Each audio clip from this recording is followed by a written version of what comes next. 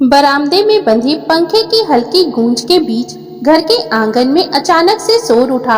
रेनू रसोई में खड़ी थी और आटा गूंथ रही थी कि तभी पीछे से उसकी ननद स्वाति गुस्से से कांपती हुई आई और बिना कुछ सोचे समझे रेनू के गाल पर जोरदार तमाचा जड़ दिया। चटाक!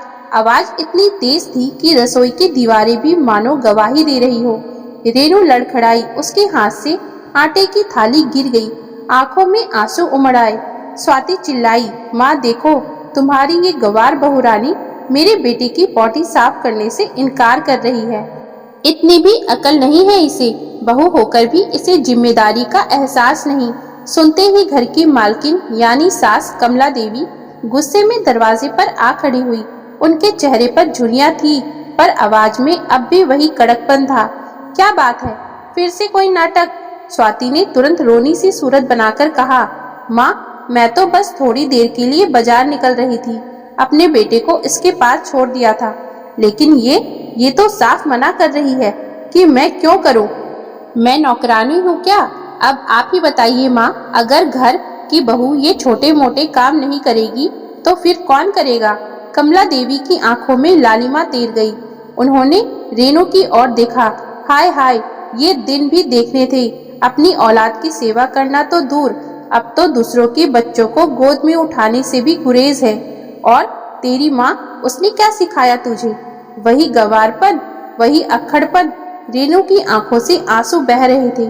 उसका मन चीख चीख कर कहना चाहता था कि उसने मना इसलिए नहीं किया क्योंकि उसे किसी की मदद करने से परेशानी है, बल्कि इसलिए कि वह सुबह से घर के काम में खट रही है। लेकिन शब्द उसकी जबान तक आते आते रुक जाते। कमला देवी ने और ताने मारे, अरे बहू, हम भी तो कभी बहू थे, हमने तो दिन रात सेवा की है, अपने ही नहीं पड़ोस के बच्चों की भी देखभाल की है। तू क्या राजकुमारी है जो तेरा मन करेगा तभी करेगी? रेनू चुपचाप खड़ी थी। उसके दिल में उठता आक्रोश उसकी आंखों के आंसुओं में बदल जाता। रेनू का मायका पास ही कस्बे में था। उसके पिता एक मामूली किसान और माँ गृहिणी थी। छोटी उम्र में ही उसने अपने बीमार माँ बाप की खूब सेवा की थी। माँ को अस्थमा था और कई बार पूरी रात वह उनके लिए पानी गर्म करती, दवाई लाती या उनकी पीठ सहलाती रहती। शादी के समय सबने कहा था, रेनू बहुत सहनशील लड़की है, किसी भी घर में जाएगी तो घर संभाल लेगी। लेकिन किस्मत ने उसे ऐसे परिवार में ला पटका था जहां उसे सिर्फ ताने, उल्हाने और अपमान ही मिला। उसका पति अजय एक साधारण नौकरी करता था। सुबह से शाम तक दफ्तर में रहता। घर पर माँ और बहन की हुकूमत चलती थी। ननद स्वाति जो मायके में ही रहती थी, हर बात में अपनी चलाना चाहती थी। उसका मानना था कि भाभी घर की नौकरानी है। रेनू के लिए ये घर किसी जेल से कम नहीं था। कमला देवी बोली, आज तो बहू ने हद ही कर दी। अरे बच्चों की पॉटी साफ करना तो बहाना है, असल में ये काम चोरी करना चाहती है। स्वाति ने भी और आग में घी डाला। हाँ माँ, आपने बिल्कुल सच कहा, इसे तो बस आराम चाहिए। इसे पता है कि मैं यहाँ हूँ तो बच्चे की जिम्मेदारी मुझ पर आ जाएगी, लेकिन कल मैं चली जाऊंगी तो देखना तब कैसे मुंह छुपाकर बैठेगी। रेनू धीरे से बोली, मैंने बस इतना कहा था कि बच्चा सो रहा है, अभी गीला कर देगा तो मैं साफ कर दूंगी, लेकिन आप लोग समझे ही नहीं। कमला देवी ने बीच में ही काट दिया। चुप रह, तेरी जुबान बहुत चलने लगी है, हमारे सामने बहाने मत बना। तू आजकल बहुत जवाब देने लगी है, बहू होकर भी अपनी ननद को झिड़क दिया। यही सिखाया है तेरे माँ बाप ने? रेनू का दिल टूट गया। उसे लगा मानो उसकी माँ का अपमान किया गया हो। उस दिन रेनू ने खाना भी ढंग से नहीं खाया। वह छत पर जाकर बैठ गई। हवा चल रही थी, लेकिन उसके अंदर का तूफान शांत नहीं हो रहा था। क्यों हर बार मुझे ही गलत ठहराया जाता है? क्यों मैं अपनी बात समझा नहीं पाती? क्यों मेरी सेवा, मेरा त्याग किसी को नजर नहीं आता? आंसुओं से गाल भीगते रहे। रात का सन्नाटा पूरे घर पर छा गया था। सब सो चुके थे, पर रेनू की आंखों में नींद कहाँ थी। उसके गाल पर पड़े तमाचे की जलन अब भी बाकी थी। मन में बार बार वही शब्द गूंज रहे थे, गंवार बहुरानी, कामचोर, तेरी माँ ने क्या सिखाया है? रेनू छत पर बैठी आसमान की ओर देख रही थी। दूर कहीं तारे टिमटिमा रहे थे। उसने मन ही मन में सोचा, काश मैं भी तारों जैसी आजाद होती, किसी के तानों से परे, बस चमकती रहती, लेकिन जिंदगी इतनी आसान कहाँ थी। सुबह होते ही फिर वही दिनचर्या शुरू हो गई। रेनू सबसे पहले उठी, पानी गर्म किया, आटा गूथा, सब्जी काटी, बच्चों को दूध बनाया। लेकिन जैसे ही रसोई से निकली, सास की तेज आवाज सुनाई दी, अरे बहू, ये कौन सा समय है झाड़ू पोछा करने का? हमारे जमाने में तो बहुएं अंधेरे में उठकर सारा काम निपटा लेती थी। तू तो धूप निकलने के बाद आराम से काम करती है, यही सीखा है? रेनू चुपचाप झाड़ू उठाने लगी। तभी ननद स्वाति कमरे से निकलकर आई। उसके हाथ में मोबाइल था। वो मुस्कुराते हुए बोली, माँ, आप इसे क्यों समझाती हैं? इसे काम की फिक्र है ही नहीं। इसे तो बस टीवी और फोन पकड़ाकर छोड़ दीजिए, वहीं बैठी रहेगी। कमला देवी ने सिर हिलाया, सच कह रही है तू, बहू तो आराम करने आई है, इसे सेवा भाव से क्या लेना। रेनू के दिल पर जैसे फिर किसी ने चोट कर दी हो। वो जानती थी कि उसने सुबह 4 बजे उठकर सारे काम शुरू कर दिए थे, लेकिन किसी को नजर ही कहाँ आता है। उस दिन दोपहर को अजय दफ्तर से लौटा। खाने की थाली में रेनू ने सब्जी और रोटी परोसी, बस दाल थोड़ी ज्यादा पतली हो गई थी। अजय ने बिना कुछ कहे खाना शुरू कर दिया, लेकिन सास ने तुरंत ताना मार दिया, क्या बहू, इतनी भी अकल नहीं है कि दाल कैसी बननी चाहिए? तेरी माँ ने कभी तुझे रसोई में खड़ा किया है या नहीं? देखो कैसे पानी जैसी दाल बना दी।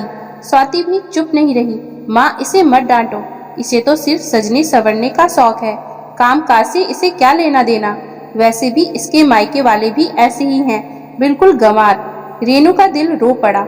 वो कुछ कह भी नहीं सकती थी, क्योंकि सास और ननद किसी की सुनती ही नहीं थी। रात को बिस्तर पर लेटे लेटे उसने सोचा, क्या सच में मैं इतनी निकम्मी हूँ? मैंने तो बचपन से ही काम किया है, बीमार माँ की देखभाल की, घर चलाया, खेत के कामों में भी हाथ बटाया, पर यहाँ तो सब मुझे अपमानित ही करते हैं। उसकी आंखों से आंसू बहते रहे। अगले दिन पड़ोस की औरतें घर में आई। चाय पानी का इंतजाम करने की जिम्मेदारी भी रेनू पर आ गई। उसने जल्दी से सब कुछ किया, लेकिन कप में चाय थोड़ा ज्यादा मीठा हो गया। तभी सास ने ऊंची आवाज में सबके सामने कहा, देखा बहनों, इस बहू की अक्ल इतनी भी समझ नहीं कि चाय में कितनी मीठी होनी चाहिए। न जाने कैसी बहू हमारे घर आ गई। सब औरतें हंस पड़ी। किसी ने मजाक में कहा, कमला, लगता है तेरी बहू को शहर भेजकर ट्रेनिंग दिलानी पड़ेगी। रेनू की आंखें झुक गई। उसका मन हुआ कि धरती फट जाए और वो उसमें समा जाए। अजय जानता था कि उसकी माँ और बहन रेनू से सख्ती बरतती है, लेकिन वो हमेशा चुप रहता। उसका मानना था कि घर की शांति के लिए टकराव से बचना ही बेहतर है। एक रात रेनू ने धीरे से कहा, अजय, तुम्हें नहीं लगता कि माँ और स्वाति मुझसे ज्यादा सख्ती करती हैं? मैं कोशिश करती हूँ कि सब ठीक करूँ, फिर भी मुझे ताने सुनने पड़ते हैं। अजय ने आंखें बंद करते हुए कहा, रेनू, तुम जरा सहन कर लो, माँ बूढ़ी हो गई है, स्वभाव कड़वा हो गया है, और स्वाति तो है ही जिद्दी, तुम ही समझदारी दिखाओ। रेनू के दिल में कसक उठी, क्यों हर बार ही मुझे समझदारी दिखानी पड़ती है? क्या मेरे दर्द का कोई मतलब नहीं? एक दिन स्वाति बाजार से लौटी। उसके हाथ में नया कपड़ा था। उसने हंसते हुए कहा, माँ देखो, मेरे पति ने मुझे ये साड़ी दी है। और भाभी, तेरे पति ने तुझे कब कुछ दिलाया? या वो भी तुझसे परेशान है?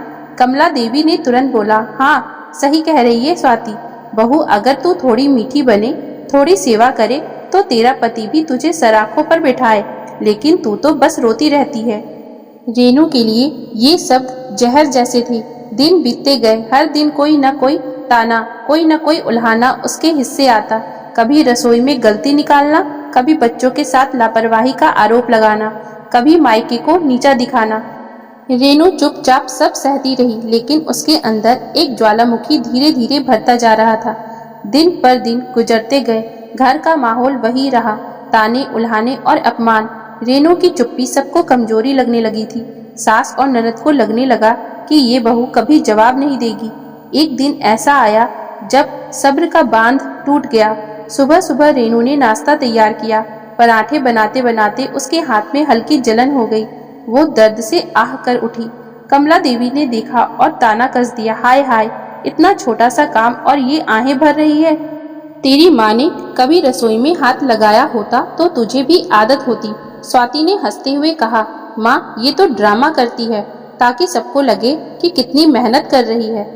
असल में इसे काम से एलर्जी है। रेनू बिना कुछ कहे सब परोस कर पीछे हट गई। दोपहर को पड़ोस की औरतें फिर घर आई। उनके सामने स्वाति ने रेनू को नीचा दिखाने का नया बहाना ढूंढ लिया। अरे देखो मेरी भाभी को, मैंने अपने बेटे को इसके पास छोड़ा था और इसने साफ कह दिया कि मैं क्यों करूं, कोई नौकरानी थोड़े ही हूँ। कमला देवी ने और जोर दिया, सही कहा, इसे तो दूसरों की सेवा करने में शर्म आती है, अपने ही घर की इज्जत मिट्टी में मिलाए जा रही है। सभी औरतें फिर से खिलखिला उठी।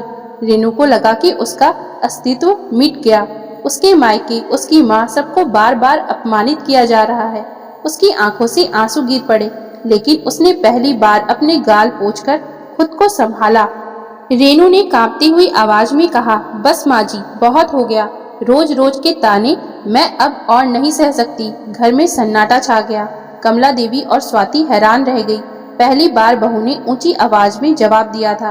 रेनू बोली, मैंने कभी काम से मुंह नहीं मोड़ा। सुबह सबसे पहले उठती हूँ, सबके लिए खाना बनाती हूँ, बच्चों की देखभाल करती हूँ, घर संभालती हूँ, लेकिन फिर भी मुझे कमजोर कहा जाता है। उसकी आंखों से आंसू बह रहे थे, लेकिन अब उसकी आवाज मजबूत थी।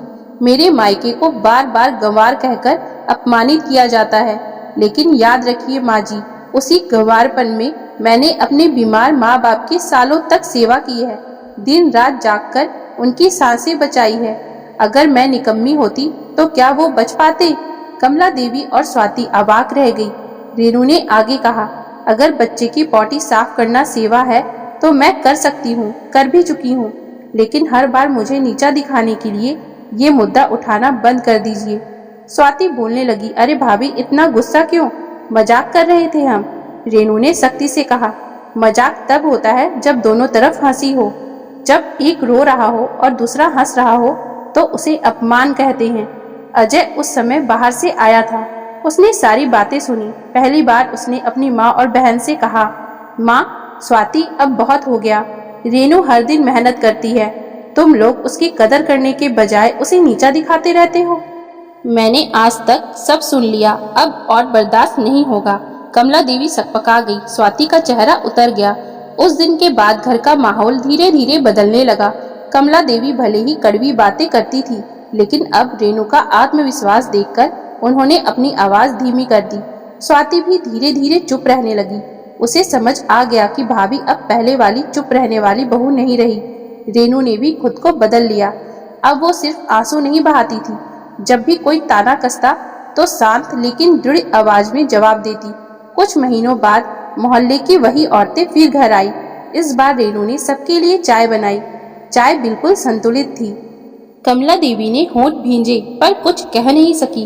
रेनू ने मुस्कुराकर कहा, अगर चाय ज्यादा मीठी या फीकी लगे तो बता दीजिएगा, मैं फिर से बना दूंगी, लेकिन ये मत कहिएगा कि मैं निकम्मी हूँ।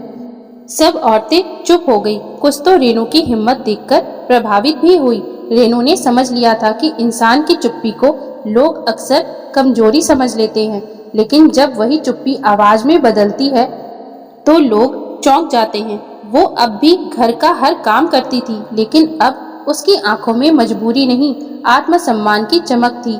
कमला देवी और स्वाति भले ही पूरी तरह न बदली हो, पर रेनू को दबाना अब आसान नहीं था। रेनू ने तय कर लिया था, अब मैं परछाई नहीं रहूंगी, अब मैं अपनी पहचान खुद बनाऊंगी। तो दोस्तों, अगर आपको हमारी आज की ये कहानी अच्छी लगी हो तो कृपया आप हमारे चैनल को लाइक, शेयर और सब्सक्राइब जरूर कर लें, जिससे हम आपके लिए और भी अच्छी अच्छी कहानियाँ लाते रहें। Thank you for watching.